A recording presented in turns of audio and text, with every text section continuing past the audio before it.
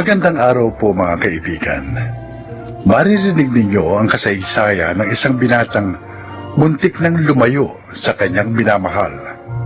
Siya ay si Lino. 6 na taon na akong driver ni na Sir Dante.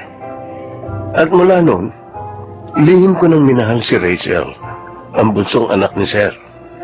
Ngunit dahil langit at lupa ang aming agwat, ipinasya kong kalimutan na lang siya. At para magawa ko yun, dinala kong umalis sa kanila. Kaya lang...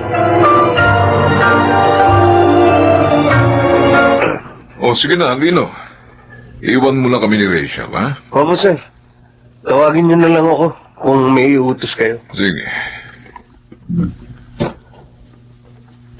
Anak, o paborito mo itong pagkain ipinaluto ko kay Sefa.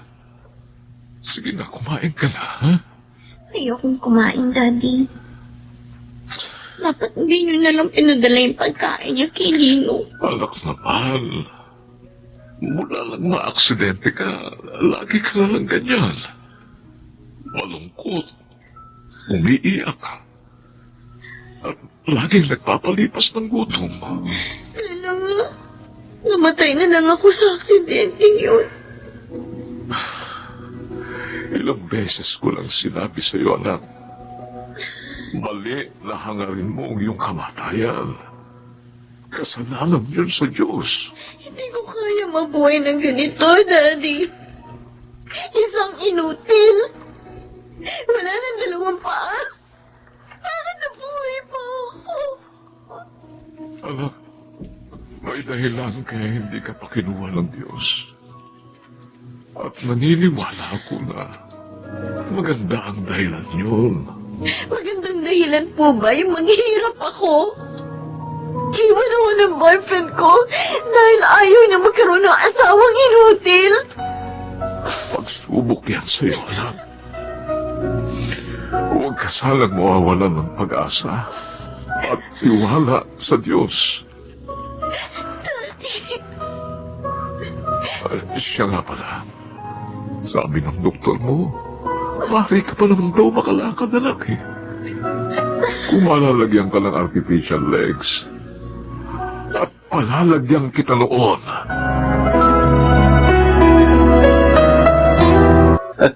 Jane, talagang pinuntahan mo pa ako dito, ha? Eh, paano hindi ko makontak yung cellphone mo? Hindi mo rin sinasagot yung mga text ko. Pasensya na. Gusto ko lang kasing maramdaman ni Daddy Dante na concerned ako sa family namin, lalo na sa nangyari kay Rachel. Nabuhay pala babaeng yun. May mainang inutusan mo eh. Kaya nakaligtas siya sa aksidente yun sa kanyang kotse. Pero huwag kang mag-alala. Wala na siyang magagawa. Wala nang 2 niyang paa. Talaga? Oo. Okay, mabuti eh. Sige, Daddy. Siya ang dapat kong trabahuhin. Madali na lang si Rachel kapag wala na si Daddy Dante. Galing mo talaga, Reden. Kaya naman love na love kita. At sa pagkakataong ito, hindi na tayo mabibigo dahil ako na mismo ang magtatrabaho.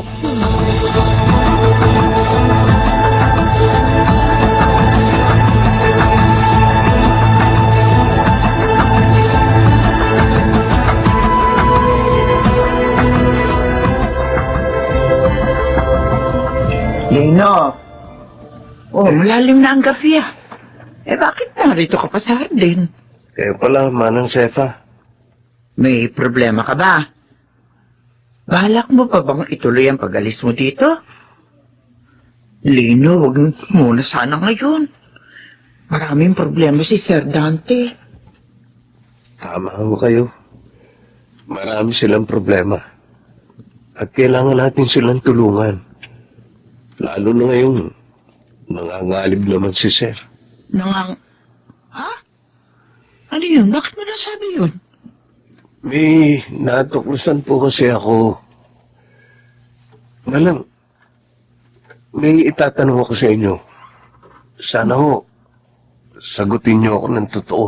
Batang ito. Hindi naman ako sinungaling. Ano ba yung itatanong mo? Tunay po bang anak ni Sir Sirden?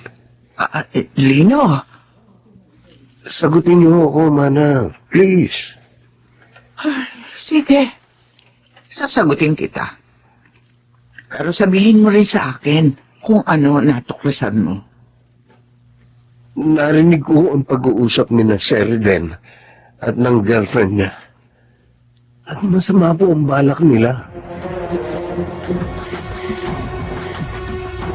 Bakit mo ako tinitingnan ng ganyan, Lino? Natutuwa lang ako, ma'am.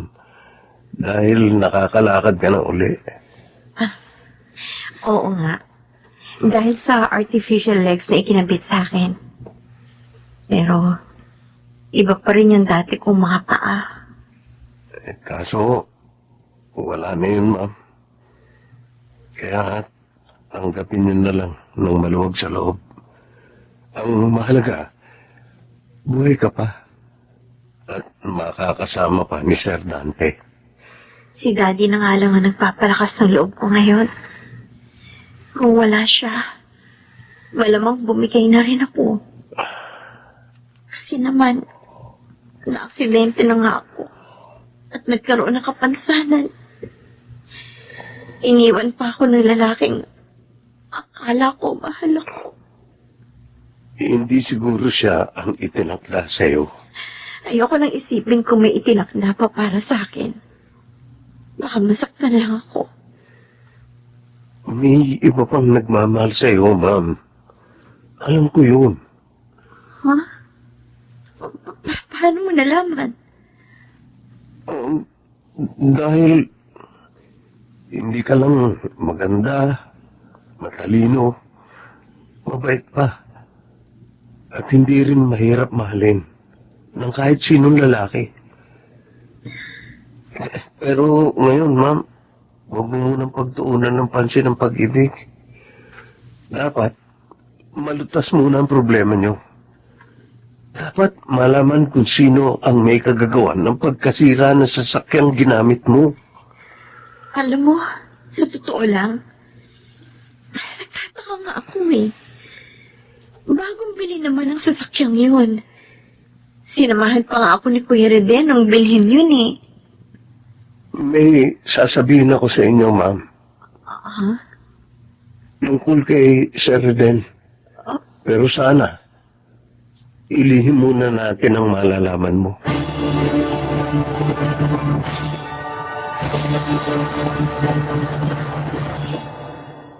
Reden, sure ka ba hindi sasabit yung ginawa mo? Oo, sabi Jane. Kaya pagdating ko sa bahay mamaya, wala na tayong problema. Dahil tiyak na gagamitin ni Daddy yung sasakyan yun sa pagsama kay Rachel sa ospital. Malas lang nila. Mawawala na sila sa mundo. At ako ako lang mag-isa ang magmamana ng kabuhayan ni Daddy Dante.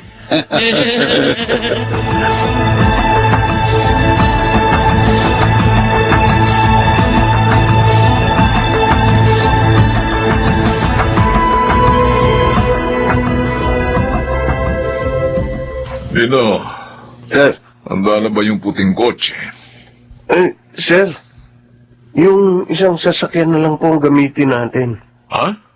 Bakit? Yung puting kotse ang paborito kong gamitin. Alam mo yon, hindi ba nalinis? Malinis po. Pero, sir, tinik ko po yun eh. Nalaman ko. May diferensya ang preno. Ano? Sure ka, Lino? Opo, ma'am. Lahat ng sasakyan yun ni Sir Dante, araw-araw kong tinicheck. Mula nung maaksidente Pero kayo. teka, paano nagkaganon? Si Kuya, ginamit niya yung kahapon, di ba, Daddy? Oo, at maayos naman daw yun. Kung gusto niyo, sir, makikita ko po sa inyo ngayon ang paborito niyong sasakyan.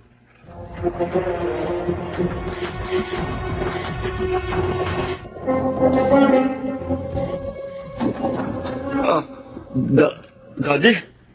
Rachel? Narito kayo? Bakit gulat na gulat ka, Reden? Kung ano, sabi niyo kasi, aalis kayong dalawa. Kaya nagulat ako na makakita ko kayo. Hindi po ba kayo tumuloy sa pag-alis? Tumuloy kami, Kuya. Ibang sasakyan nga ang ginamit namin eh. Ha? Bakit? Sira yung paborito kong kotse. Yung ginamit mo kahapon. Sira ang preno. Sino naman bobong nagsabi nun sa inyo? Kagagamit ko lang nung kahapon. Ako po, sir. Reden. Ikaw? Sinip ko ang kotse. At yun po nalaman ko. At bakit naman masisira yun? Hindi ko alam sa inyo. Parang ako pinagbibintangan mo. Hindi po. Wala naman dahilan para sirain yung brake ng sasakyan ni Sir Dante, di ba? Tino, umayos ka ng pagsasalita. Baka nakakalimutan mo. Amon mo rin ako. May kalalagyan ka sa akin. Roden, Ha? bakit mo pinagbabantaan lang driver natin? Wala naman siya sinabing masama. Sige, natok na ako. Diyan na kayo. Pakita niya na, Daddy. Nagalit siya at binantaan si Lino. At saka umiwas sa tanong niyo. Kung ganun, posible nga ipinagtapat ni Lino. Hindi naman ako nagsisinungaling, Ma'am Rachel. Sir Dante, Gusto ko pa rin mahuli siya sa akto.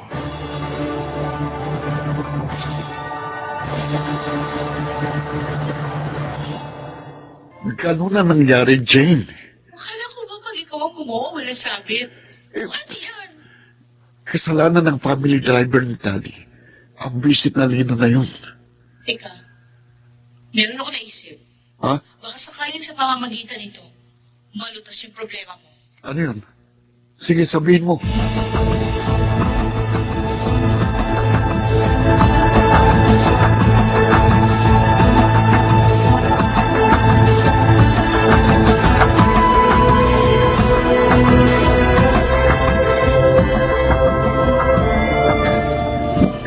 bakit niyo ako kinausap dito, Sardin, Sir Reden? Para humingi ng paumanin sa'yo sa nangyari nung isang araw. Pasensya na, medyo mainit lang ang ulo ko. Kalimutan niyo na ho yun. Hindi naman ho ako galit eh. Salamat, Lino. Maiba ko. Kumusta ang nanay at mga kapatid mo na nasa probinsya? Tapos na ho sa koleyo ang dalawang kapatid ko. Kaya medyo nakaluluwag na kami. Ay, ikaw, ayaw mo bang mag-aral? Makatapos din ng college? Gusto. Pero siguro, pag nakaipon na lang ako. Lino, makakapag-aral ka na. Bibigyan kita ng malaking halaga. Basta't magawa mo lang ang iutos ko. Oh, Lino, makipagtulungan ka lang sa akin. Giginawa ka rin. ano pong gusto niyong gawin ko? Sirain mo ang sasakyan ni Daddy para mawala na sila ni Rachel sa landas ko. Oh, Oh, gusto niyo mamatay ang dadit kapatid niyo? hindi ko kapatid si Rachel. Ampun lang siya ni na Mami Daddy. At si Daddy naman, hindi ko tunay na ama. Sir Reden, Totoo yun. Anak ako ni Mami sa una niyang nobyo na iniwan siya. Kaya okay lang, kahit mawala siya na Rachel. Total, patay na naman ang Mami ko eh. binigyan ka ng pangalan at magandang kinabukasan ni Sir. Oh, Pagkatapos ganyan na igaganti mo? lokong ito. Wala kang karapatang sumatan ako, ha? Driver ka lang dito. At kaya rin kitang ipapatay. Hindi mo magagawa yun. Ay, Daddy, Ako ang pipigil sa'yo. kanina pa kayo dyan? Oo. At narinig namin ang lahat. Namin? Kasama ko ang mga pulis. Ay, Na ilang araw na rin sumusubaybay sa kilos mo. hindi. Nalulungkot ako. Dahil sa kabila ng pagtanggap at pagmamahal ko sa'yo, nagawa mo pa ito sa amin ni Rachel. Daddy, patawarin niyo ako. Sige na, huliin niyo na ang taong yan. Hindi, Daddy, wag! Ayoko magulo! Daddy! Bitiwan mo ako! Salamat, Lino, sa tulong mo. Nakaligtas kami ni Daddy sa malaking panganib. Ang totoo, alis na sana ako dito sa inyo. Pero naaksidente ka. Yun ang pumigil sa aking umalis. Pero, ka naman naalis? Rachel, mahal kita. Huh? At gusto kong kalimutan ka dahil alam kong hindi ako bagay sa'yo. Dahil mayaman kayo. Lino, sa pag-ibig, ang lahat ay pantay-pantay. Kaya hindi ka dapat mag-isip ng ganon. Rachel, Sana manatili ka dito. Para naman masiguro ko ang damdamin ko para sa'yo.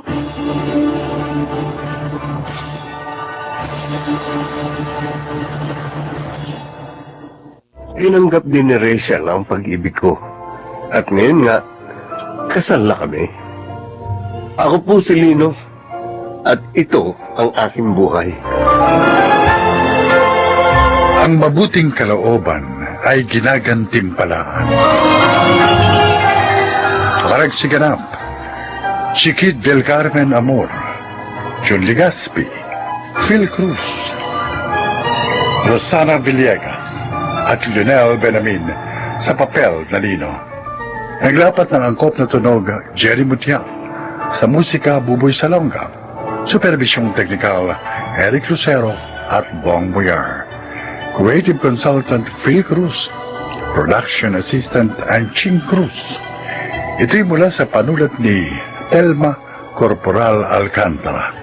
Sa direksyon, June Martin Legaspi at Maynard Landicho Jr. Ito ang aking buhay.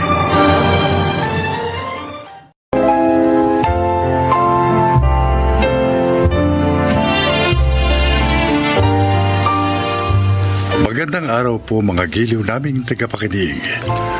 Pakinggan po natin ang isang butihing ginang na nais ibahagi ang kwento ng kanyang buhay upang kapulutan ito ng aral. Siya po ay si Carmina. Isa akong may bahay na sobrang matiisin at mapagmahal. Hindi ko alam kung ito ba ang dahilan kung bakit naranasan ko ang maituturing kong napakasamang bangungot sa buhay ko. Hayaan ninyong isalaysay ko sa inyo ang kwento ng aking buhay.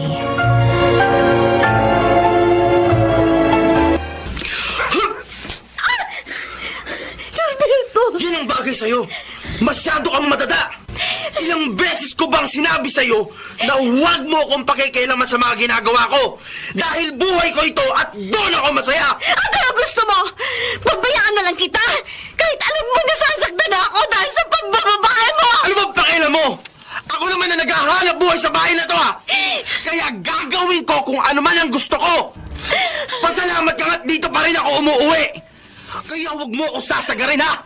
Kung ayaw mong tuluyan na kitang iwan! At ano? Dapat ba bang ipagpasalamat ko yun? Na kahit niyuyurakan mo ng buong pagkatao ko, ang pagkababae mo! Oo! Dapat pagtiisan mo! Dahil wala akong bala na itigil ang mga bisyo ko! Dahil kapag ginawa ko yon, para mo na rin pinutol ang kaligayahan ko! Para mo na rin pinutol ang pagkalalaki ko!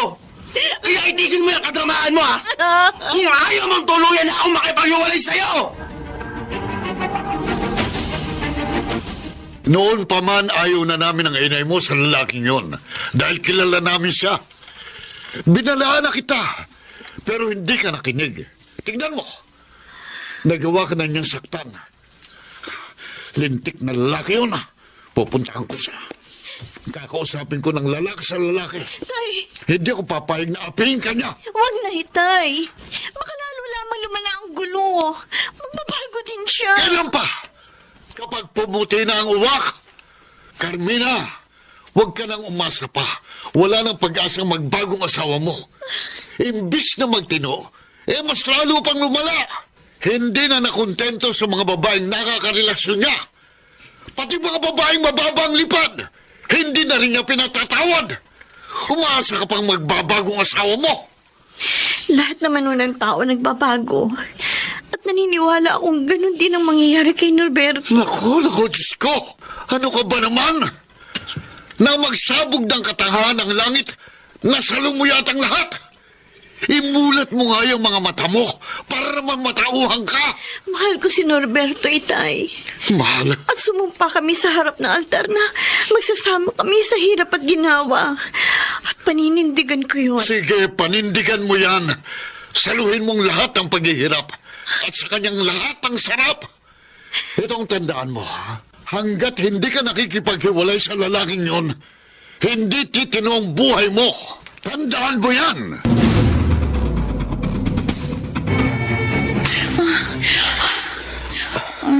Napagod ako Ang galing mo talaga pagdating sa romansa, Norberto. Wala kang kupas. Kaya nga, maraming babae yung naghahabol sa akin eh. Dahil sobrang galing ko. Kaya ba pati asawa mo nagtsatsaga sa'yo? Kahit na harap-harapan mo niloloko? Wala naman siyang magagawa eh. Takot lang nun na hiwalayan ko siya. Bukod kasi sa gwapo ko, champion pa sa pagpapaligaya ng babae. Kaya nga ako, kahit na alam ko na marami kami sa buhay mo, tanggap ko yon. Kasi masaya ako sa'yo. Wala akong pakialam sa mga babae na huhumaling sa'yo. Basta mahalaga sa akin na ibibigay mo ang hilig ng aking katawan. Parang ang pakiramdam ko, mahal na kita eh. Ano? Seryoso ka? Akala ko ba hanggang kama lang ang relasyon natin? Hindi kasama ang emosyon. Noon yun. Pero ngayon matagal na tayong ganito. Napamahal ka na sa akin. Gusto ko magsama na tayo. Paano? Alam mo namang kahit ganito ko, ayokong iwan ang pamilya ko. O di magsama-sama tayo. Ano? Anong ibig mo sabihin? Doon tayo uuwi sa inyo. Ikaw, ako, at yung asawa mo.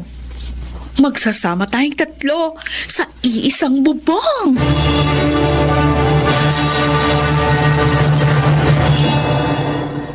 Pumayag ka sa katarantaduhan ng asawa mo? Pinatira mo sila ng kabit niya sa bahay niyo? Anak naman, hindi ka ba naaawa o naiinsulto sa sarili mo? Masyado ko lang kinakawawa ng asawa mo. Abay, nakakahiya na. Ayaw ko lang muna magkagulo kami, Nay. Paano? Ha? Hayaan mo na lang na magkasama kayo sa isang bahay? Ang asawa mo, ikaw at ang kirida niya? Anak, wala ka na bang respeto sa sarili mo? Tuluyan niyang nilapastangan ng kasagraduhan ng kasal niyo. Binaboy niya ang pagsasama niyo bilang mag-asawa. Kung ikaw, pumapayag kang abusuhin ng asawa mo, abay kami hindi. Tama! Sasamahan ka namin. Irereklamo natin ang asawa mo. Itay, Nay, wag na ho. Tsaka kaya sa mga tao. Mas nakakayang ginagawa ng asawa mo. Sundin mong gusto namin, Carmina. Idedemanda natin ang asawa mo at ang malanding karida niya kung ayaw mong makapatay ako ng tao!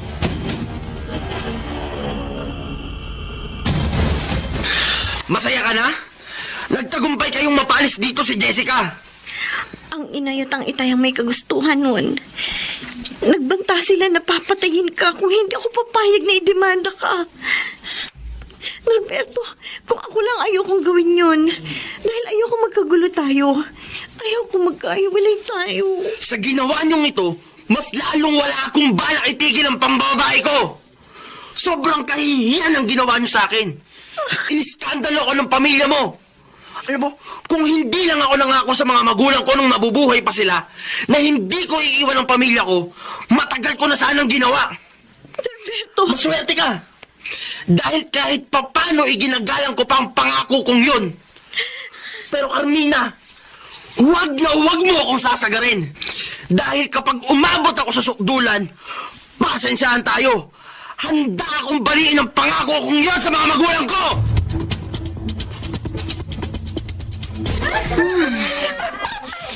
Ang bango-bango mo. Nakagigil ka. Pwede naman tayo lumabas kung gusto mo. Basta sa tamang presyo. Ako bahala sa'yo. Hindi ka madedehado sa akin. Liligaya ka na. Pagkakapera ka pa. Game!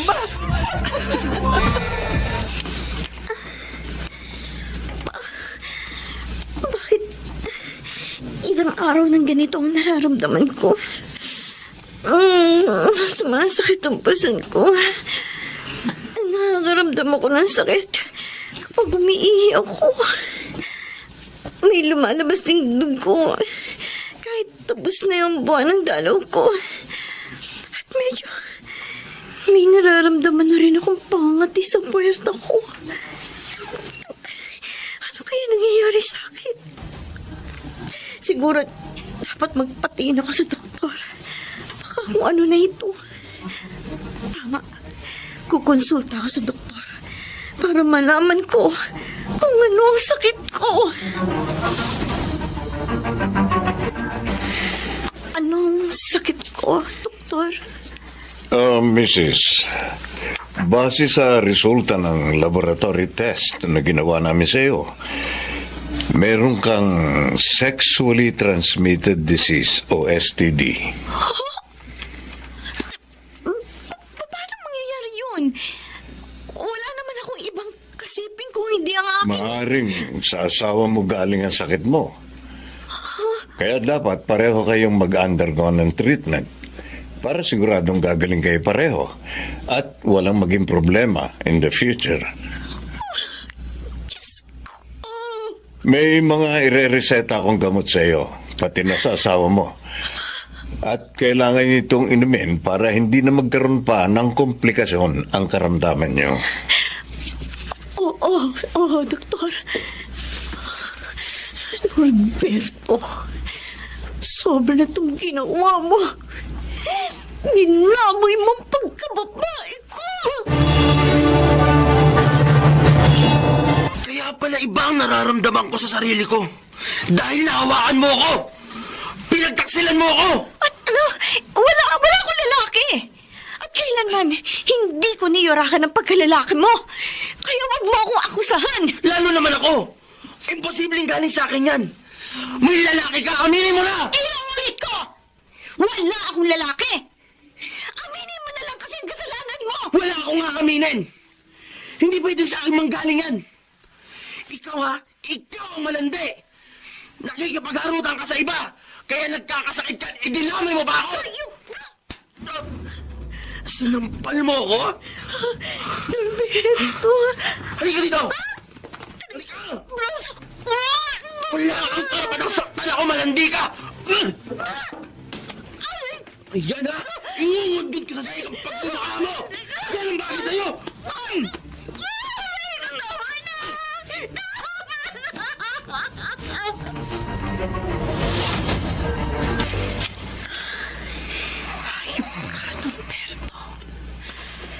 Ako pang pinagbintangan mong nanlalaki.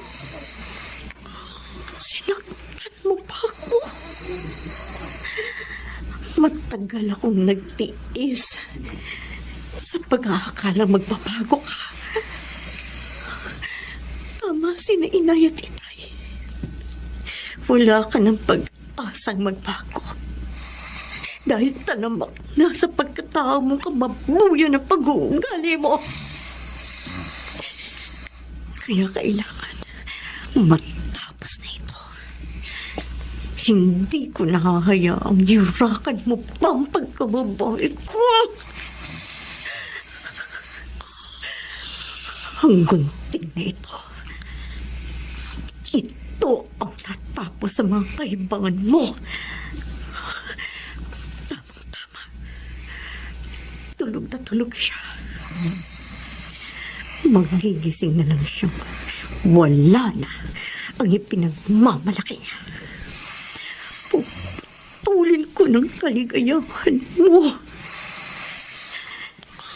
Dahan-dahan kong ibababa ang suot niyang pang ibaba.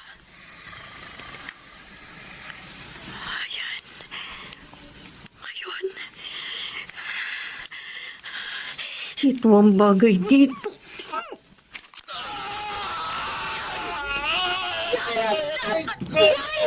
Para matapos sa mga kalokohan mo! Anong ginawa mo? Bakit mo pinutol? Hayop kang babae ka! Hayop!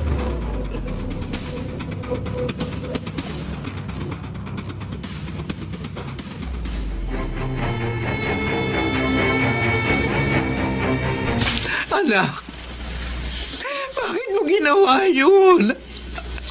Paano ka na ngayon? Handa akong pagbayaran ng ginawa ko, Nay. Tay, ano man ang ihatol sa akin ng korte, hindi ako nagsisisi. Ipinaghiganti ko lang ang kaapihan ko kay Norberto. Awang-awa ako sa'yo. Pero hindi kita masisisi. Labis kang naghirap sa piling ni Norberto. Inapikan niya. Kakausapin ko siya. Pakikiusapan ko siyang iurong ang demanda laban sa'yo. Total, kasalanan naman niya kung bakit nangyari ang lahat ng ito. Huwag na ho, Inay. Pabayaan niyo siyang magdesisyon. Buong pagkatao niyang pinutol ko sa kanya, na habang buhay niyang dadalhin. At panahon na lang ang makapagsasabi kung kailan niya ako mapapatawad. Pero ako, napatawad ko na siya sa lahat ng mga kasalanan niya sa akin. At lahat ng pangit na nangyari sa akin, tinanggap ko na. Na lahat ng yon ay naging bahagi na ng buhay ko.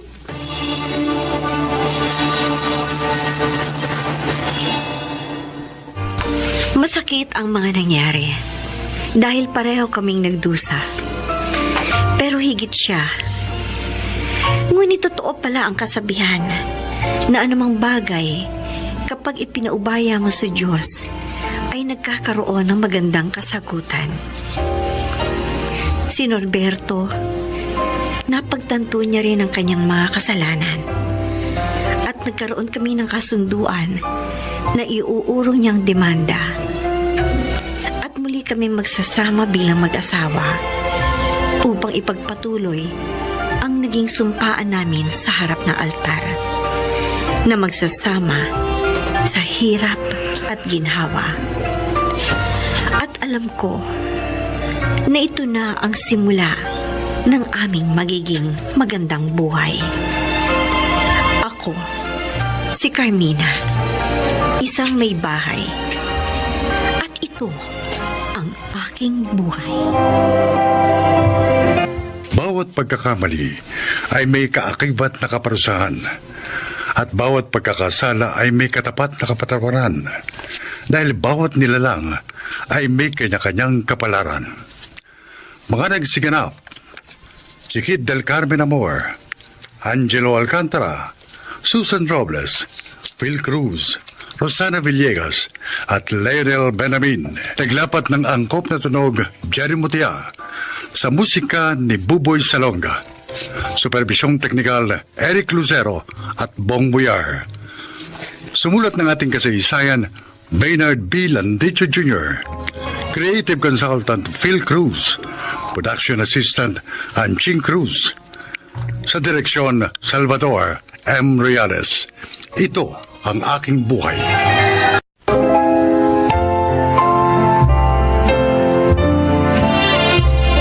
Magandang araw po mga giliw naming tagapakinig. Darito ang isang natatanging kasaysayan na kapupulutan nyo ng aral sa buhay. At ito ay ilalahad sa atin ni Lorna. Isa akong psychiatrist, tumutulong at nagbibigay ng payo sa mga may problema, lalo na sa kilos at pag-iisip. Nung una, masasabi kong wala na ako mahihiling pa sa buhay dahil naabot ko ang aking pangarap at napangasawa ko ang lalaking aking minahal. Pakinggan po ninyo ang aking kwento. Musta ka, Briggs? Bakit ba dinala ako ng mami ko sa inyo? Akala ba niya may problema ako sa pag-iisip? No, hindi ganon. Wala akong problema. Sila ng daddy kong may problema. Pati ako dinamay nila. Huwag ka sanang magalit, Briggs. Actually, I will also talk to your mom later. Kaya lang kita unang kinausap kasi sabi niya, mula raw na maghiwalay sila ng daddy mo, madalas ka nang walang ganang kumain. Lagi ka ring malungkot. At gusto mo laging mapag-isa. Even your studies. Napabayaan mo na rin. At sabi niya, baka magkasakit ka raw. At yun ang ayaw niya mangyari eh. Ipinahiya nila ako. Ipinagmamalaki ko pa naman sila sa mga kaibigan ko. Sabi ko, happy family kami, yun pala eh. Pagkukunwari lang yun. Dahil si Daddy, matagal na palang may babae. At si Mami naman, matagal na rin may iba. Briggs, Kasama ko pa naman ng tropa ko noon nang mabisto ko sila pareho. you know what? Nauunawaan ko ang nadarama mo. Pero may mga pangyayari sa buhay na kahit masakit, kailangan nating tanggapin. Paano? Paano ko matatanggap yun? Napahiya ako sa mga tao. Bili pa naman sila sa pamilya namin. Huwag mong pahirapan ng sarili mo dahil doon. Hindi mo naman kasalanan ng mga nangyari sa parents mo. At hindi kontrolado ng tao ang magaganap sa kanyang buhay. Higit sa lahat, hindi ka nag-iisang may nasirang pamilya. Doktora, Kahit ganun ang nangyari sa parents mo, hindi mo dapat sirain ang buhay mo. Marami ka pang magagandang pwedeng gawin. At maaari ka ring magkaroon ng matibay na pamilya balang araw. Doktora Lorna, Yun kapag napagtagumpayan mo ang pagsubok na ito. nahihirapan na po ako eh. Pagaramdam ko, ayoko nang lumabas ng bahay. Hindi ko sinasabing madaling mawawala yung nararamdaman mo. Pero, pwedeng mawala yan. May mga ituturo ako sa iyo na makatutulong para makarecover ka sa nararamdaman mo.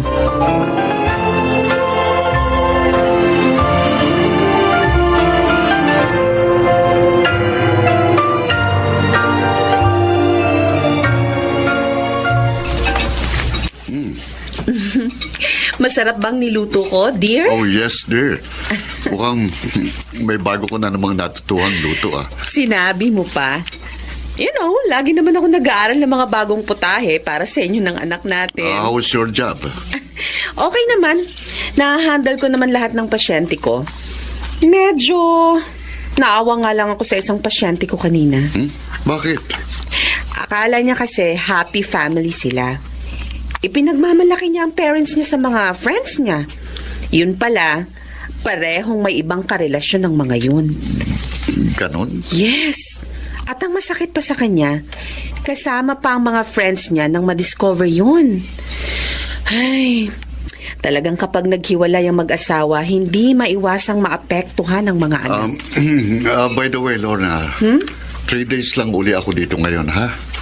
Ha? Bakit naman? May mga problema kasi sa negosyo natin sa province na kailangan kong tutukan, ha? Okay.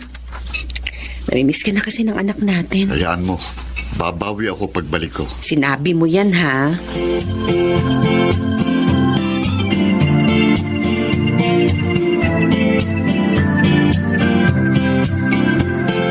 Happy birthday po, Daddy.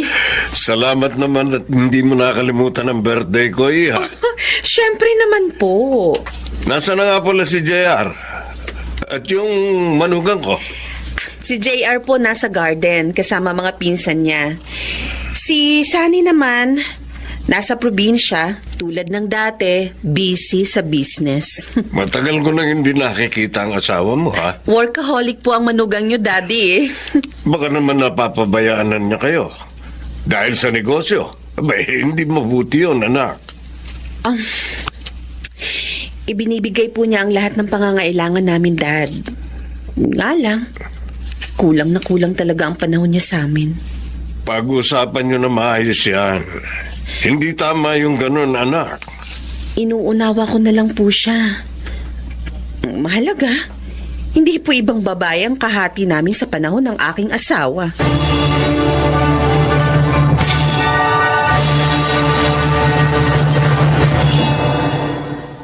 Tulog na ba si Joyce, Connie? Ay, oo, sabi. Paano? Napagod kasi sa paglalaro niyo mag-ama. Kumusta naman ang pag-aaral niya? Wala namang problema. Matataas ang grades ng anak natin. Natutuwa akong malaman yan. Yun nga lang, marami na siyang tanong. Tanong, tulad ng ano? Tulad ng, bakit madalas ka namin hindi kasama? Bakit kapag Pasko at Bagong Taon wala ka rin? Kung ano-ano pa. Paliwanagan mo na lang siya ng maayos. Nang hindi naman magtampo si Joyce. Sammy, matalinong ating anak. Kaya tuloy minsan, nahihirapan ako magdahilan sa kanya eh. Pasensya ka na. Ito lang ang alam kong paraan para makasama ko pa rin kayong mag-ina. Ang hatiin ko ng aking panahon sa inyo ni Lorna.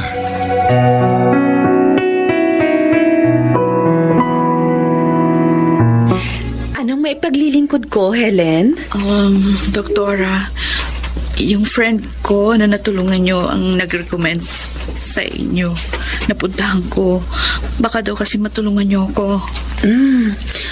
How can I help? Anong problema? May boyfriend kasi ako. First love ko siya. More than 5 years kami. And then? Bigla na lang siya namatay. Napakasakit. Parang gusto ko na rin mamatay, doktora. Gaano katagal na siyang patay? 4 years na ho. Sinagot ko siya nung 17 ako. I see. At ano ang ikinamatay niya? Motorcycle accident. Then, ano ang ginawa mo mula nun? Ayun, nawala na po ako ng gana na magtrabaho. Palagi na lang akong nasa bahay. Nalulungkot at umiiyak. Madalas tinitingnan ko yung mga picture namin. Madalas kinakausap ko. Dapat, sikapin mo nang malimot siya. Dahil talagang kahit kailan, hindi na siya babalik pa. Dahil nga patay na siya. Dok, di ko alam kung paano gagawin ko. Di ko kaya. Madalas nga sa gabi, napapanaginipan ko pa rin siya. Okay. I totally understand. Hindi talaga madali ang mawala ng minamahal. Lalo na first love mo pa.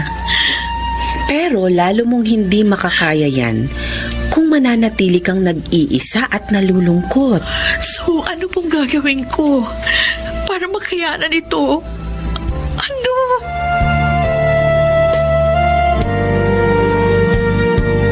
Min, huwag kayong tatawag. Ako lang ang tatawag sa inyo. Para si Lorna. Oo, mahal. Bakit malungkot ka? Dahil matagal kang mawawala sa amin ngayon.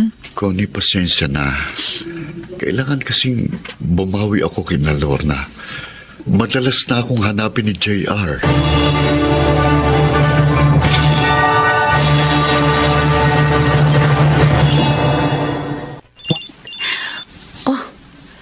Naiwan pala niya ang phone niya. At may tumatawag. Teka, sasagutin ko na nga lang. Baka importante ito.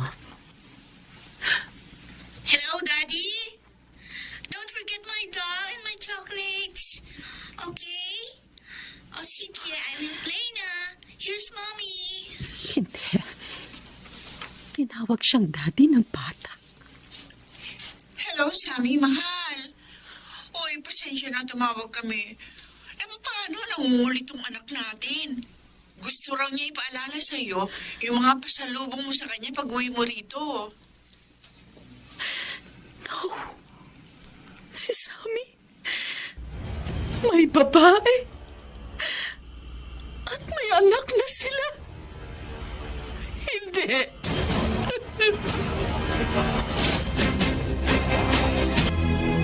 Baka naman nagkamali lang ang tumawag na yon, anak. Hindi po, Daddy. Binanggit ng tumawag ang pangalan ni Sammy. Kaya dahil doon, nag-check po ako sa FB account ng asawa ko. At natuklasan ko, hindi lang pala isa ang kanyang account. At doon ko po nalaman ng lahat. May babae nga siya na ang pangalan ay Connie. At may anak na po sila. Ano? Napakasakit po pala, Dad. Dati, naririnig ko lang ang mga ganitong pangyayari sa mga pasyente ko. Ngayon, nangyari din sa akin. Anong balak mo ngayon, anak?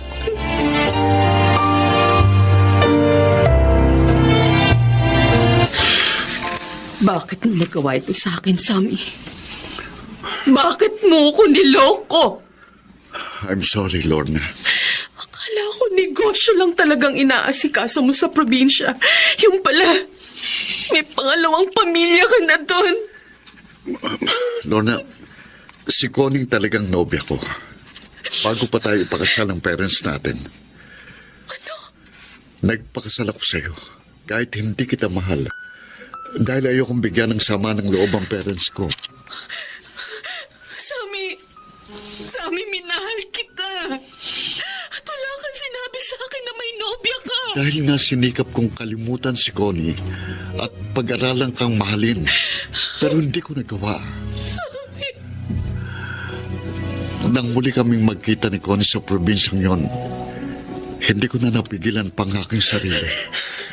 Pakiramdam ko, lalo ko siyang minahal. Kaya, Tama na! Lorna, palayain na natin ang isa't isa upang hindi na maghirap ang ating kalooban. Huwag kang mag-alala. Hindi ko kayo pababayaan ng ating... Sammy, mahal na mahal kita.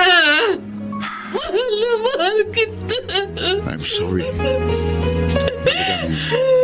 Hanggang dito na lang tayo.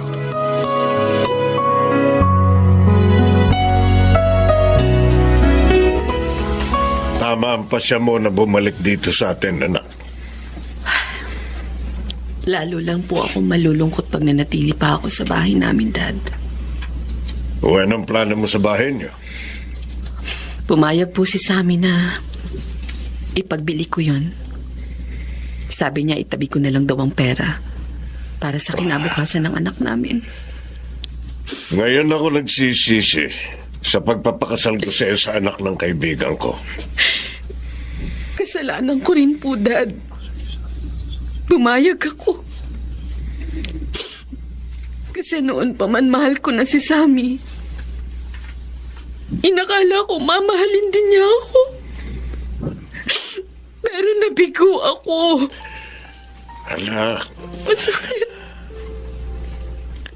Masakit, Dad. Masakit. Kahit pala psychiatrist ako at nagpapayo sa mga may problema, masasaktan pa rin ako pag ako nang namumroblema. mawawala rin ang sakit na yan, anak. At alam kong alam mo kung sino ang tunay na makatutulong sa iyo para mangyari yon. Yes, Dad. At tulad ng mga pasyente ko, gagawin ko rin po ang ipinapayo ko sa kanila. Lalapit ako sa Diyos upang pagalingin niya ang sugat ng puso ko.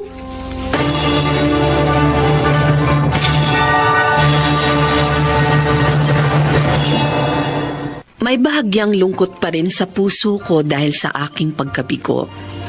Ngunit mas matatag na ako ngayon.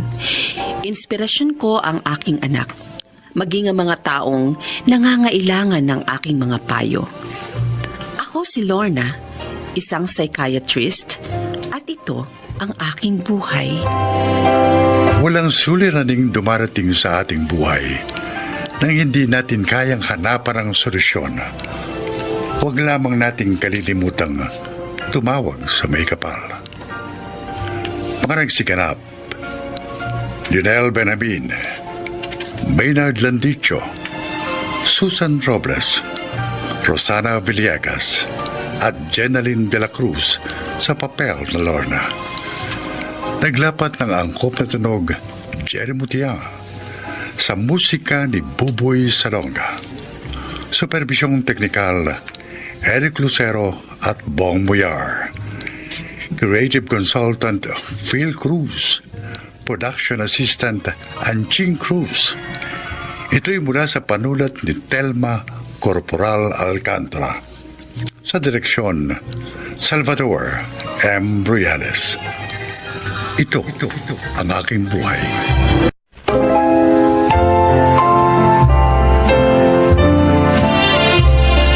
Magandang araw po mga giliw naming tagapakinig. Maririnig natin ngayon ang paglalakad ng isang asawa at ang kanyang pinagdaanan sa pamilya ng kanyang asawa. Siya ay si Gina. Sa kultura nating mga Pinoy, madalas, kahit may asawa na ang isang tao, kailangan niya pa rin makipisan sa kanyang mga magulang o kaya naman sumuporta sa kanyang pamilya. Dito ako nahirapan nang mag-asawa na kami ni Fernan. Ay! Wala na namang bigas? Ano ba yan? Fernan! Fernan! Oh, bakit? Kabibili ko lang ng 10 kilong bigas nung isang linggo. Wala na naman. Naku, nakalimutan ko pala magsabi sa'yo. Pumunta si inay dito kanina. Umiram muna ng bigas. Ano? Papalitan niya raw pag sweldo ni Ryan sa susunod na linggo. Hoy, paano tayo? Teka. Ayan. Bumili ka muna ng 2 kilo sa tindahan. 2 kilo? Hanggang kailan lang yan? Matagal pa ang sweldo mo. Baka nga hindi na naman kayo bayaran nung pinagtatrabahuhan yung pabrika. Sige na, ako na bahala. Ibili mo na muna yan, ha? Ewan, di ikaw bumili. Gina! Papasok na ako sa trabaho! Gina!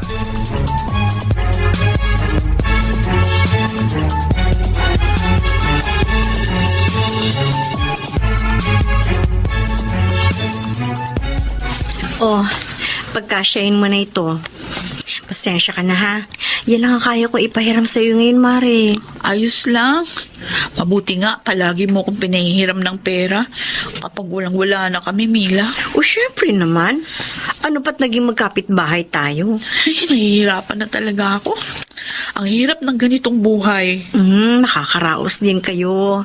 Sa simula lang yan. Wala lang talaga akong pinadededing bata. Ako talagang maghahanap ako ng trabaho. Bakit nga pala naubusan ka agad kayo ng bigas? Hiniram na naman ang biyanan mo? Ay, nagpipigil lang ako. Kasi alam mo, Mila, ayoko naman makapagsalita ng hindi maganda kay nanay. Kaya lang, minsan, ang sakit kimkimin sa dibdib, ang sama ng loob. Kaya ako talaga, sinikap kong makahanap ng tirahan ng malayo sa pamilya ng asawa ko. Kasi talagang ayoko makisama sa mga biyanan ko. Lalo na't maingay din ang nanay ni Erwin. Buti ka pa. Ako, ewan, hindi ko alam kung hanggang kailan ako magtitiis sa ganitong buhay. Ate, tulungan na kita magbitbit ng mga pinamili mo. Salamat, Ryan. Oh, naparito ka. Dito ka na pala, Gina. Oo, mahaba ang pila sa grocery kaya ako natagalan. Ganun ba? Ryan, dali mo muna itong mga pinamili ng ate mo sa usina, ha? Oo, kuya. Bakit nandito si Ryan? Teka. May tira pa ba doon sa binigay ko sa yung pang-grocery? Meron ba naman? Bakit? Pwede ba? Iramin ko muna, ha? Ha? Kailangan daw ni Ryan ng konting halaga kasi may ipaayos doon sa motor niya. Nakalaan ang perang ito sa diaper at gatas ni baby. Ako na bahala doon.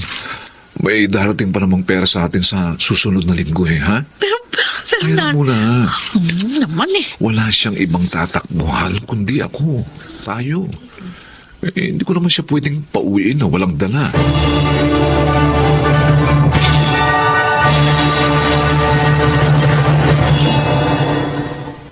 Ito. Dinalan ko kayo ng mga ani doon sa sinasaka kong lupa. Meron ditong kamote, tapos may sitaw din. Marami yan. At saka ito, papaya. Salamat ho, Chongberto. Ngayon, kumusta ka naman dito, Gina?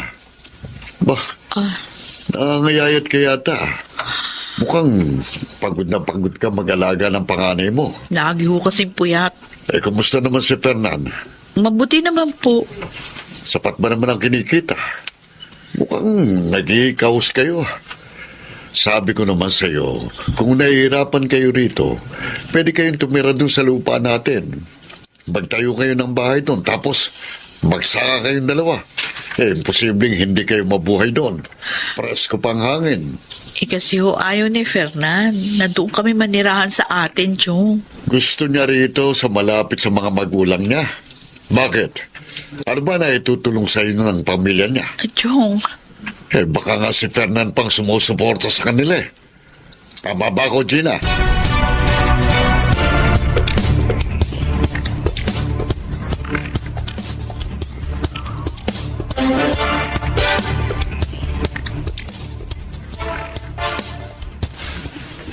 Gina, may balita ko, medyo malaki-laki ang sahod ni Fernan ngayon.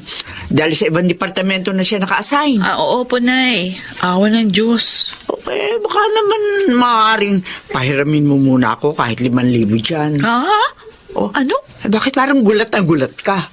Ano ang gagawin niyo sa 5,000? Birthday ni Ryan sa darating na linggo. Gusto ko sana maghanda ng kahit simple lang. Para naman maimbitahan niya yung mga katrabaho niya. Maghahanda kayo. Naku, si Fernan nga hindi naghahanda pag birthday niya kasi nagtitipid kami. Nay, alam niyo ba na hindi pinupulot ni Fernan ang pera? Pinaghihirapan niyang kitain yung kakarampot niya sweldo. Kulang na kulang pa nga sa aming mag-anak. Aba, Gina, ano karapatan mo pagsalitaan ko ng ganyan, ha? Di pa nga ako kayo nakapagbabayad ng mga hiniram niyong pera eh. Si Ryan, may babayaran pa sa amin. Yung nakuha niya nung pinaayos niya yung motorsiklo. May ganap pa kayong gumastos para sa handa ng anak niyo? Samantalang si Fernan, halos magkanda kuba na sa pagtatrabaho. Sumasobra ka na eh! Hoy! Baka nakakalimutan mong nanay ako ng asawa mo. May karapatan ako sa kinikita niya. Ano yun? Nung wala pa siyang asawa. Ngayong may pamilya na siya, ako nang may karapatan sa pera niya dahil ako ang kanyang asawa. Abay, kami na dapat ang prioridad niya at hindi kayo. Ay, pagpasensyahan niyo na po si Gina. Ang sama pala ng ugali ng asawa mo eh. Kung alam ko lang, hindi ako pumayag na ikasal kayong dalawa. Kala mo kung sino? Hihiramin ko naman yung pera, hindi ko naman hihingin. Hayaan niyo na. Hayaan niyo at kakausapin ko si Gina. Siya nga pala. Ito po, ayan. Pasensya na kayo dyan, ho. 2,000 lang ito. Oy, Ryan, pasensya ka na. Konti lang ang handa mo ngayon.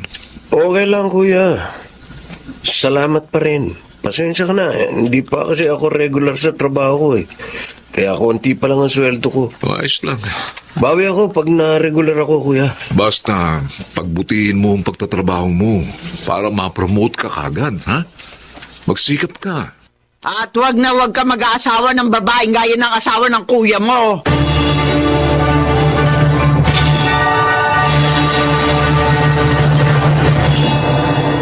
Bakit mo naman pinagsabihan ng ganun si inay? No?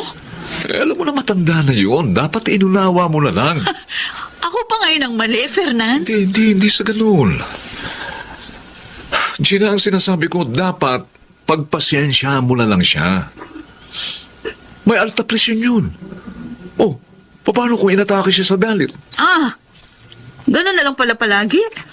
Ako na lang lagi ang magpapasensya, ha? Teka nga muna, bakit ba parang ang init ng dugo mo sa pamilya ko? Hindi mainit ang dugo ko sa kanila. Eh, ano yun? Ang kinasasama lang ng loob ko, yung pagiging masyadong pakialamera ng nanay mo. Magdahan-dahan ka ng pagsasalita mo. Nanay ko tinutukoy mo. Kaya ako, ano mo ko, ha? Ayos lang ba sa'yong gawin ako tau-tauhan sa loob ng posporo ng nanay mo?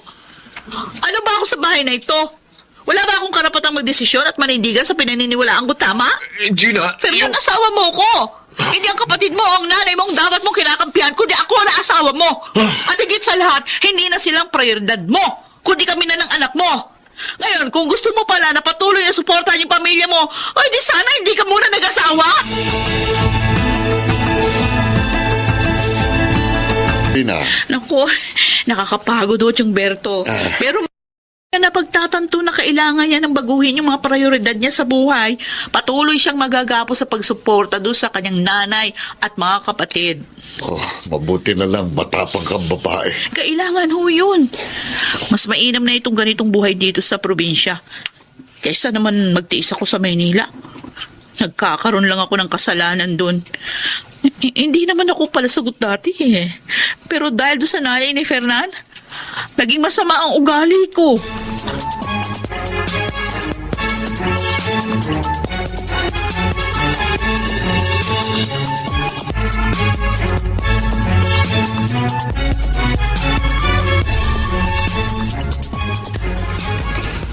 Gina?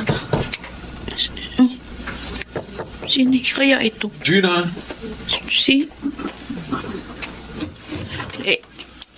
Gina, Fernan? patawarin mo ako. Bumalik lang kayo sa bahay. Hindi ko na kaya yung mangungulila sa inyo. Hindi na ako babalik sa bahay na yun. Ngayon, kung gusto mong makasama uli kami ng anak mo, dito ka manirahan.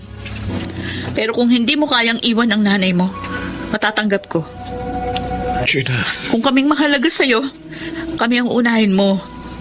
Kami ang gagawin mong prioridad. Wala namang masamang tumulong sa mga magulang mo. Pero sana, huwag kami ang iyong isakripisyo. Huwag kami ng anak mo. Dahil sa katunayan, kami na ang iyong pamilya.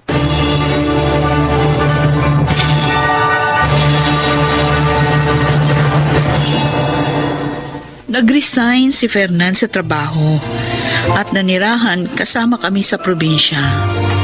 Ngayon, dalawa na ang anak namin at masaya kaming namumuhay sa loob ng isang bubong. Alam niya na ngayon kung sino ang dapat niyang gawing prioridad. Sa mga kagaya kong misis dyan, responsibilidad nating tulungan ang ating mga asawa na maunawaan ang mga bagay na hindi nila maintindihan. Dahil gano'n naman ang mag-asawa, magkaramay at magkasangga. Ako si Gina at ito ang aking buhay. Hindi ang ina o kapatid ang prioridad ng isang mister o ng isang misis, kundi ang kanilang asawa.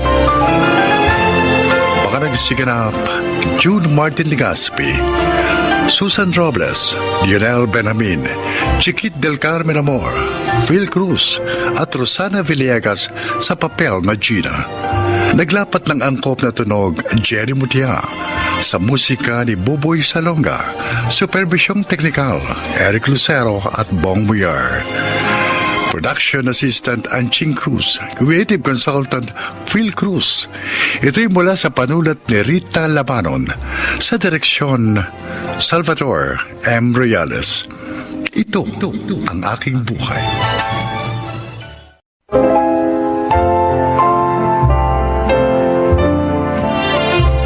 Mga kaibigan, sa araw na ito, inyong maririnig ang kwento ng isang OFW na hindi lamang ang pakikipagsapalaran sa ibang bansa ang kanyang naging malaking suliranin.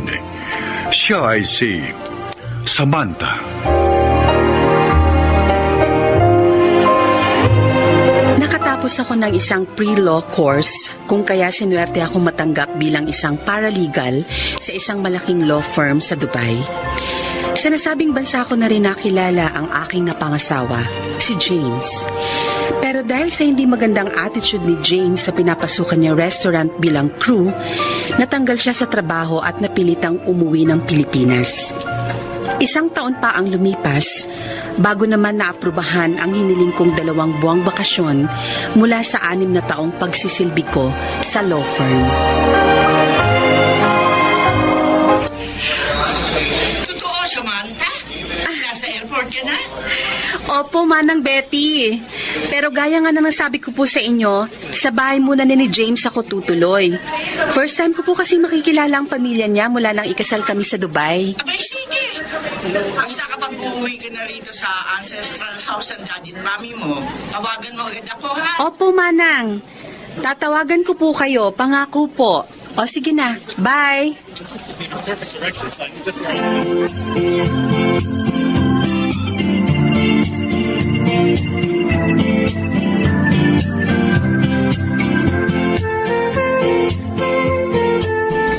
Sarap.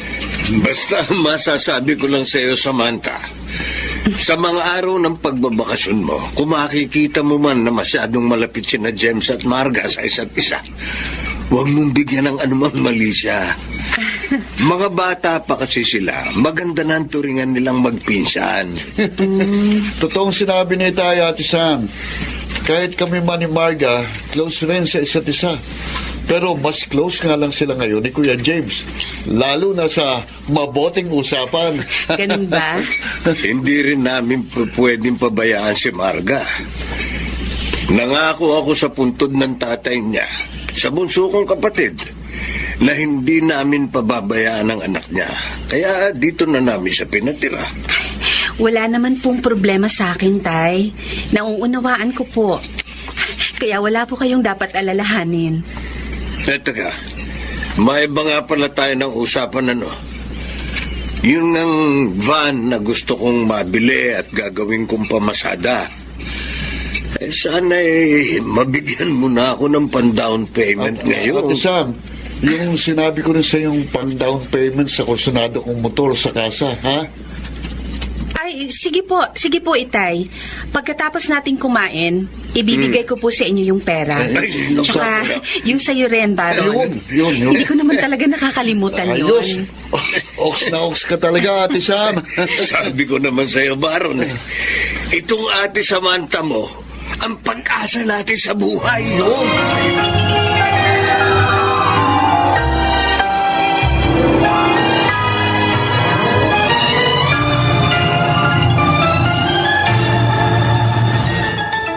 Wow! Ang gaganda ng mga damit na ito na uwi ng SME mo, James. Nagustuhan mo? Bagay na bagay sa akin yung mga design tsaka kulay, oh. Sige lang, kuha ka lang ng kuha. Basta lahat ng mga gustuhan mo, sa'yo na. Pati itong bagong cellphone na to, ha? Oo. Oh, ito pang mga alahas, oh. Sige na, lahat ng trip mo, go! Talaga? Oo! Baka naman magwala yung asawa mo, ha? Ano ka ba? Hawak ko sa legs, Sam. Talaga? Kahit kailan, hindi niya po pwedeng kontrahin ang gusto ko. Sunod-sunuran sa akin ang gagang yun.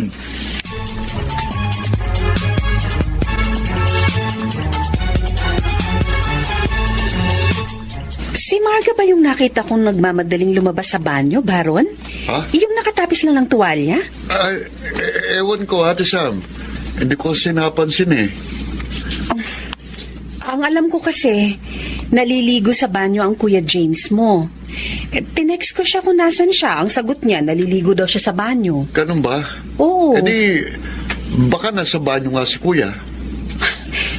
Kung ganun, ano at bakit galing si Marga sa banyo? Anong ginawa nila ron ni Kuya James mo? Aba, ewan, hindi ko alam. Pasensya na, Ate Sam, pero nagmamadali ako eh. May joyride kami ngayon ng tropa ko.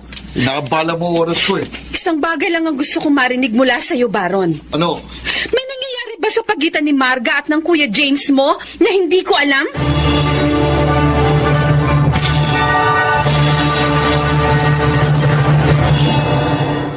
Kung bakit kasi hindi kayo nag-iingat ni Marga? Paano kung magtuloy-tuloy nga ang paghinala sa inyo ni Samantha at putulan tayo ng sustento?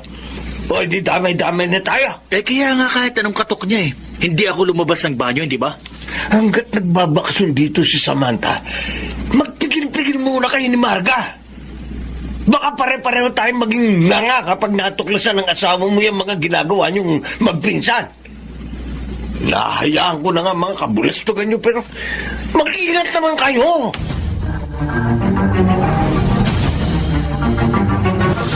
Hey, Sam! Sandali. Pwede ka makausap? May dapat ba tayong pag-usapan, Marga? Oy, yung nakita mo paghahalikan namin ni James na isang gabi, mga nakainom lang kami noon. Nadala lang kami ng kalasingan namin. Gusto mong paniwalaan ko yung sinasabi mo? Ganon? Oo naman. Walang mali siya yun, ano? So, ang gusto mong palabasin, cousins with benefits lang kayo ng asawa ko. Na kapag gusto nyo magtalik, kahit sa madilim na sulok ng kusina, okay lang sa inyo, kaya dapat okay lang din sa akin. Ganun ba, Marga? Ay, wait! Teka lang! Anong nagtatalik sa madilim na sulok ng kusina yung sinasabi mo? Wala akong alam dyan sa binibintang mo, ha? Kung hindi ko siguro kayo nakuhanan ng video, pwede mong ipagkaila. Sorry, Marga. Pero lahat ng kalaswaan na ginagawa nyo ni James, nakunan ko lahat ng pictures at videos. Kaya kung humantong man tayo sa demandahan, may mga ebidensya ako laban sa inyo. Ang tigas kasi ng tuktok ng dalawang yun eh. O ngayon, sino pa ang maghuhulog sa kanyang kumbat? Sa'yo nakapangalan yun. Kayo lang batay. Ako, yung kinuha ko rin hulugong motorsiklo sa kasa, sa akin din nakapangalan yun. Hindi lang yun. Pambira. Sino pa magpapalamon sa atin ngayon? Yun na nga eh. Tiyak sa natuklasan niyang kabalbala ng kuya mo at ni Marga. Hindi na tayo susustentuhan ni Samantha.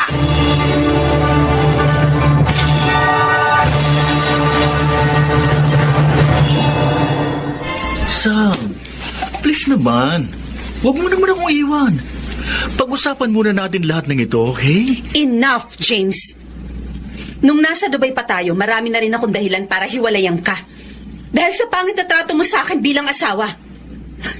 Pero para sirain mo at ng pamilya mo ang dignidad at pagkatao ko, hindi na ako papayag. Naawa lang naman ako kay Marga. May suicidal tendency siya kaya kapag tinanggihan ko ang gusto niya makipagtalik, nagtatangka siya maglaslas at ayoko namang ako ang maging dahilan ng kanyang pagpapakamatay.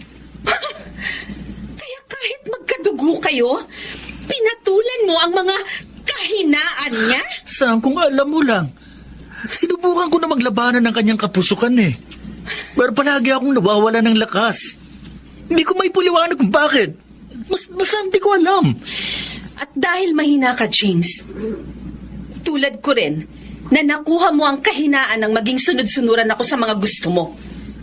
Pero ngayong nakilala ko na ang aking mga kalakasan, kaya ko na magdesisyon para sa sarili ko. Maghiwalay na tayo. Alam ko, sinasabi mo lang yan pero hindi mo kayang gawin yan, Sam. Mamang driver, tara na. Paandarin nyo na ang taxi nyo. Malis na tayo rito. Teka, Sam, alam ko sa akin umiikot ang mundo mo. Hindi ka mabubuhay nang wala ako kahit kailan. Sam, hindi mo nga kayanin mag-isa sa mundo.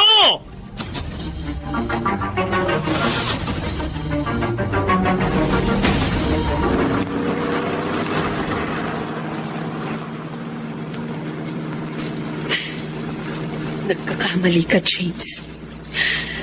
Oo. Minsan sa buhay ko naging mahina ako. At umasa ako sa iyo. Dahil inakala kong ikaw ang magiging kakampi ko sa lahat ng bagay. Pero natutunan ko rin ipagtanggol ang aking sarili. Upang madama ko ang kalagahan ko bilang isang tao. Lalo na laban sa isang katulad mong mapang-abuso.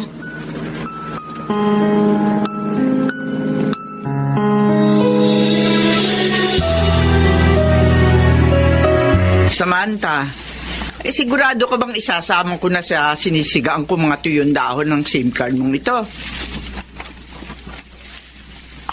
Opo, Manang Betty. Para hindi na po ako makontak ni James at ng pamilya niya. Alam kong hindi nila matanggap ang pag-alis ko sa poder nila. Kaya gagawa at gagawa sila ng paraan para mapabalik ako ron. Mabuti na lang. Hindi nila alam ang tungkol dito sa minana mong ancestral house na mga yumao mong magulang. Nang makita ko ang pagkaganid ni James sa lahat ng bagay, sa ilang taong pagsasama namin sa Dubai, natuto na rin ako maglihim sa kanya. Dahil siya kung nalaman niya ang tungkol sa bahay na ito, hindi niya ako titigilan para ilipat ito sa pangalan niya. Ang mahalaga, pinalaya mo na ang sarili mo sa kanya at sa pamilya niya. Minsan, hindi naman masamang isipin din muna ang sarili. Lalo na kung kailangan mong ipagtanggol ang iyong mga karapatan mula sa mga taong ibinabagsak na ang pagkatao mo. Tama po kayo, Manang Betty. At ngayong araw na ito ang simula. Malaya na ako sa dating buhay na matagal ko nang gustong takasan. Malaya na ako sa mga sakit na halos dumurog sa aking buong kamalayan. Malayang malaya na ako sa nakaraan.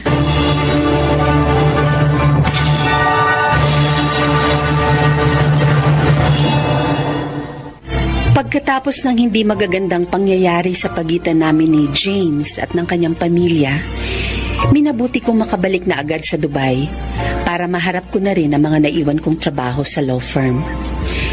Sa pagitan ng mga abalang araw ko sa pagtatrabaho, inasikaso ko na rin ang proseso ng pakikipaghiwalay ko kay James.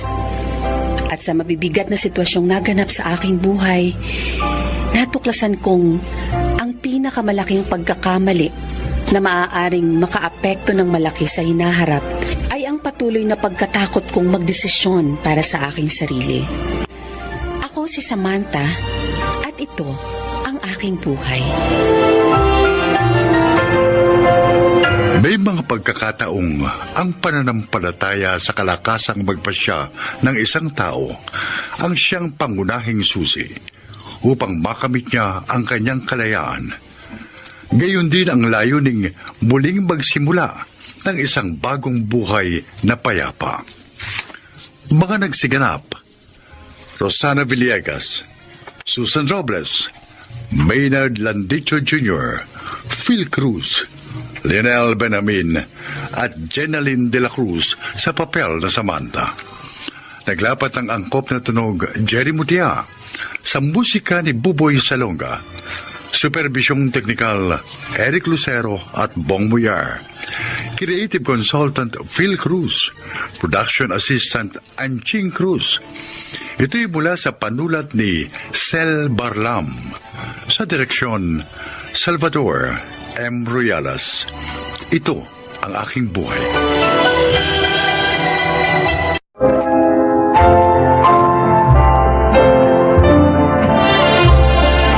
Magandang araw po mga kaibigan. Maririnig natin ang kasaysayan ng isang mabuting empleyado at kaibigan. Siya ay si Monique. 10 years na ako nagtatrabaho sa kumpanya ni na Ma'am Olga.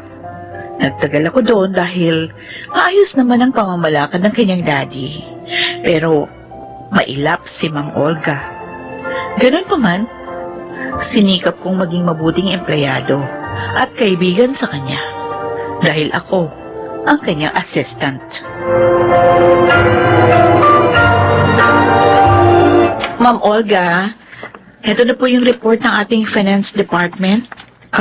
Okay, Monique. Ilagay na lamang dito sa table ko. Yes, ma'am. Ma'am? Are you sick? Hindi. Wala akong sakit. Kanina ko pa po napapansin, matamlay kayo. At nakapikit. Oo nga pala. Pinikit ko nga pala ang mga mata ko. Ang sakit kasi ng ulo ko eh. Hindi ako nakatulog. Napuyat ako kagabi. Gusto niyo ikuha ko kayo ng gamot sa sakit ng ulo para makainom kayo. Para maging okay yung pakiramdam niyo at makapagtrabaho po. Salamat, Monique. Sige nga, please. Para magbago na mood ko. Ikukuha ko rin kayo ng sandwich para may laman po yung tiyan niyo bago kayo uminom ng gamot. Salamat uli. Oh, you're so thoughtful. Kayo rin naman, ma'am. Naaalala niyo kami. Maayos pa rin yung pamamalakad niyo sa company. Kahit hindi na active yung daddy niyo dito. Pero ma'am, mag-relax din po kayo paminsan-minsan. Bumasa niyo po yung sobrang sipag.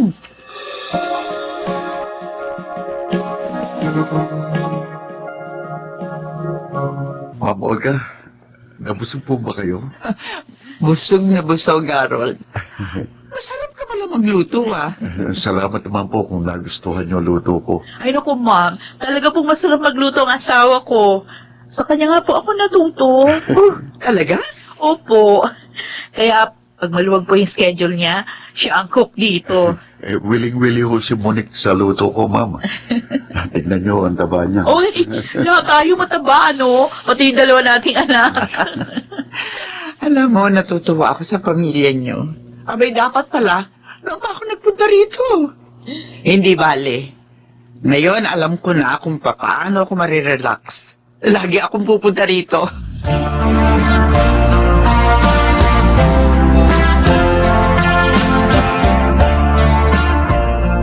Sabi mo, Monique, mailapat hindi pala kwentong boss mo. Pero kanina, kwento siya ng kwento. Oo nga, natuwa nga ako kasi tingin ko, naging okay yung pakiramdam niya pag alis niya rito. Ang alam lang kasi namin sa kanya, alam mo, dalawa yung anak nila ni Sir Bernie. Yung panganay, last year lang umalis para mag-work abroad. Yung bunso na lang yung kasama nila. Yun lang yung alam namin. At kanina mo lang pala nalaman na hindi sila okay ng asawa niya. Oo. Matagal na pala siyang nagtitiis sa masamang ugali at pananakit ni Sir Bernie. At kaya pala nakita kong nakapikit siya kanina. Dahil hindi siya nakatulog. Dahil doon sa pag-aaway nila ng asawa niya. Ay, naku, kawawa naman siya.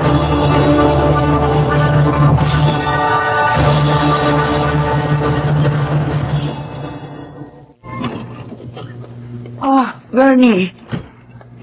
Narito ka na pala. May lang natapos yung... Walang hiya ka? Bakit ka ba nanununtok? Wala naman akong ginawang masama. Sinungaling! Bakit ngayon ka nang dumating, ha? Nakapagkita ka sa lalaki mo? Ha? Bakit ka?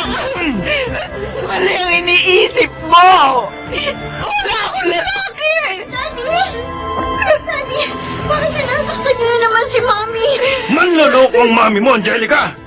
May lalaki siya! Yun ang dahilan kaya madalas siyang gabihin ng uwi! Tulad ngayon! May meeting kami! Hindi na lang yun natapos. Tama po si Mami. Narinig ko sinabi niya yun sa ating kaninang nag-aalmusal tayo. Huwag mong ipagtatanggol ang mami mo, ha? Pinagtutulungan niyo pa ako! Daddy! Bakit ka ba nagkakaganyan, Bernie? Maraming taon na tayo mag-asawa. Wala ka namang napatunayan sa mga binsang mo sa akin. At huwag mong hintayin may makita ako, ha? Dahil kapag nangyari yun, papatayin kita! Daddy! Huwag naman po kayong ganyan. Malaking kasalanan po ang iniisip ninyo. At ikaw, Angelica, papatayin ko! Dahil sa pagtatanggol mo sa babaeng to! Ako na lang makikipag-usap sa bisita natin. Anyway, alam ko naman yung concern niya. Para hindi na ho kayo mahirapan pa. Salamat, Monique. Talagang hirap ako itago ang mga pasako. Sinaktan na naman po ba kayo ni Sir? Tulad ng dati. Dahil sa hinala niya, ginabi na kasi ako ng uwi dahil sa meeting natin. Nagbanta pa nga siya, napapatayin ako. Oh, Pati yung anak namin. Dahil pinagtatanggol ako ni Angelica. my God. Ma'am, huwag po kayo magagalit, ha? Pero, nasa tama kayang pag-iisip pa yung asawa niyo? Matagal ko na rin tanongin niya sa sarili ko.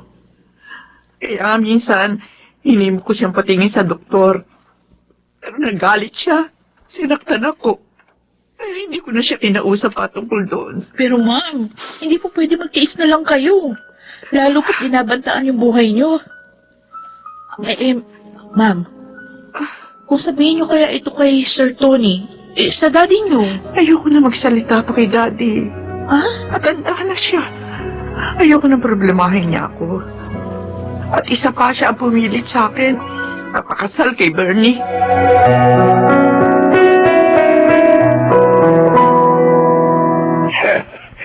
I'm so happy you came to visit me, Apo. I really want to see you, Lolo. I want to talk to you. Uy, it seems na may mabigat na problema ka. Is it about your boyfriend? No, Lolo. Wala naman po akong boyfriend eh. Well, anong gusto mo sabihin sa akin? This is about Daddy. Lolo, matagal na po kami may problema sa kanya. Ano? Siya po ang dahilan kaya ginusto ni Kuya na magtrabaho abroad para makalaya sa pananakit niya kapag pinagtatanggol si Mami sa pananakit niya. Sinasaktan ni Bernie ang anak ko? Bakit? Anong dahilan?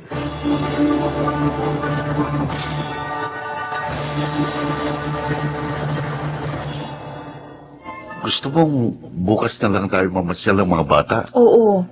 Eh bakit? Ano ba gagawin mo ngayon? Pupunta ako kina Ma'am Olga. Dadalawin ko. May sakit ba boss mo? Hindi ko alam. Pero kasi hindi siya pumasok kahapon. At hindi rin niya sinasagot yung mga tawag at text ko. Eh bakit ganun? Kaya nga nag-aalala ako. Hindi ko rin siya nakikitang naka-online. Okay, sige. Bukas na lang tayo mamasyal. Mag-iingat ka sa... Bakit po ba kayo nagagalit sa amin, Daddy? Wala naman po kaming kasalanan ni Mami. Arangawa mo na, Bernie. Huwag mong idamay sa galit mo sa akin si Angelica. Pinagtutulungan niyo ako mag-ina, ha? Niloloko niyo ako. Akala niyo, maloloko niyo ako, ha? Nagkakamali kayo. Daddy! Kaya ako kayo itinulong sa bahay na to. Hindi kita pinagtataksilan. Tumigil ka! Bago niyo akong tuluyang may bagsak, papatayin ko na kayo! Huwag niyo kami nigaling, Mama kayo! Pamilya mo kami, Bernie. Anak natin si Angelica. Hindi ko sa anak! Anak mo siya sa ibang lalaki! Kaya magkakampi kayo! Diyos ko. Akala mo, hindi ko alam?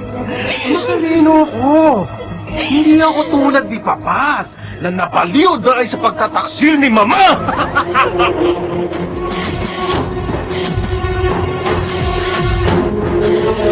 Nandito na ako kay Ma'am Olga. Uy, bakit kaya bukas ang gate nila? Mahirap yan. Wala silang kaalam-alam, may nakapasok na pala sa kanilang bakuran. Tulad ko. Narito na ako sa mismong pintuan nila. Lumod ka, Olga. O Diyos ko, Lumod! ano yan? San Bernie, hindi mo sasapitin ito. Daddy, habang panahon ako nagtiis sa pananakit niya. Ayaw niya magpagamot. Kahit gusto ko na siya dalhin sa doktor. Ngayon sa mental na ang direksyon niya. Tutulungan kitang makabangon, anak. Kayo ng apo ko. At malimot ang mapait na pangyayaring ito.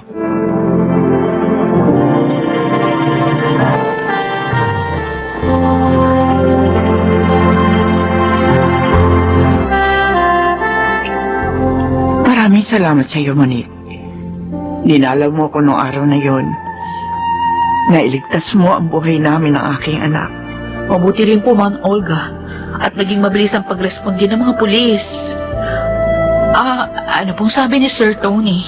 Magbabakasyon muna kami sa ibang bansa upang makalimot. Salamat ulit sa iyo, ha? Hindi ka lang mabuting empleyado. Mabuting kaibigan ka rin.